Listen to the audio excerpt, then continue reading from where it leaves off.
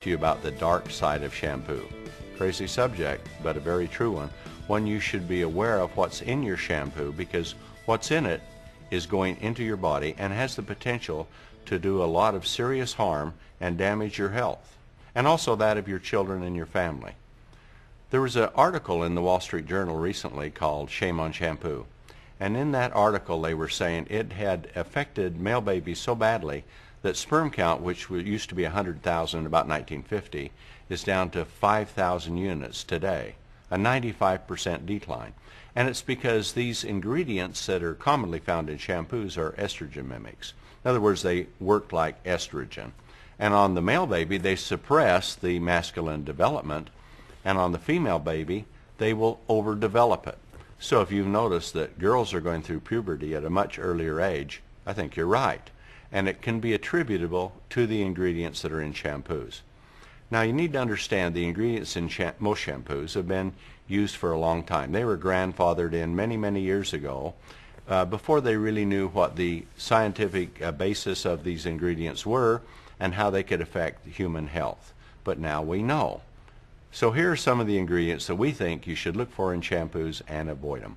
The worst one, in our opinion, is sodium lauryl sulfate or sodium lauryl sulfate. Sodium lauryl sulfate is made into a higher foaming level by ethoxylating it, and it can become sodium lauryl sulfate. Now that process creates what's called dioxins. Dioxins are carcinogens or potential cancer-causing agents, and they're also endocrine disruptors. And so when you are shampooing your hair, they go into your skin, through your blood system, and carried throughout the entire body, including the brain.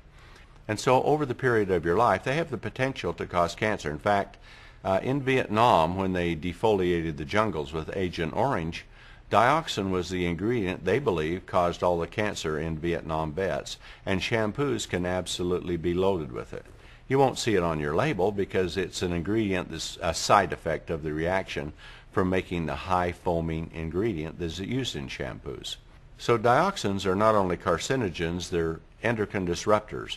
In fact they're about 400 times more powerful than estrogen, and the bad thing is they're not metabolized by the liver, so they just keep building up.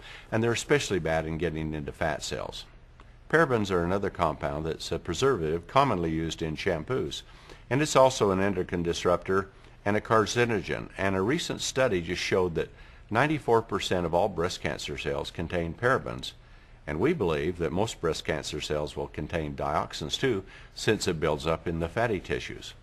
Now, these endocrine disruptors are very damaging to the male and the female system, but that isn't all.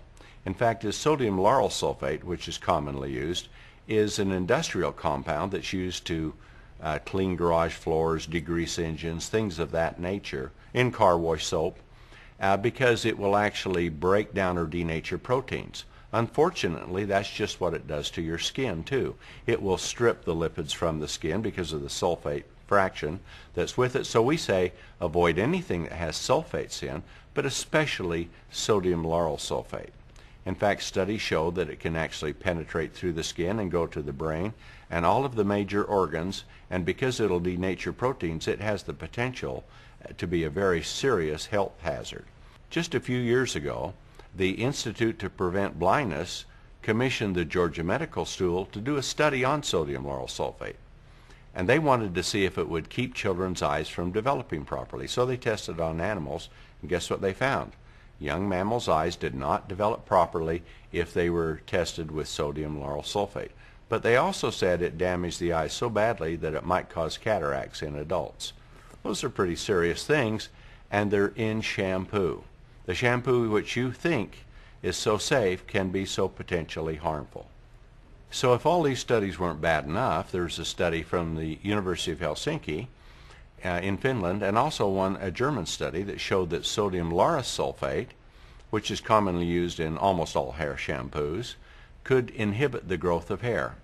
Hair normally grows about 4 years and then it falls out for 3 months. But in their studies, if sodium lauryl sulfate was used, hair would only grow about 2 years, and then it would fall out and become dormant for 2 years.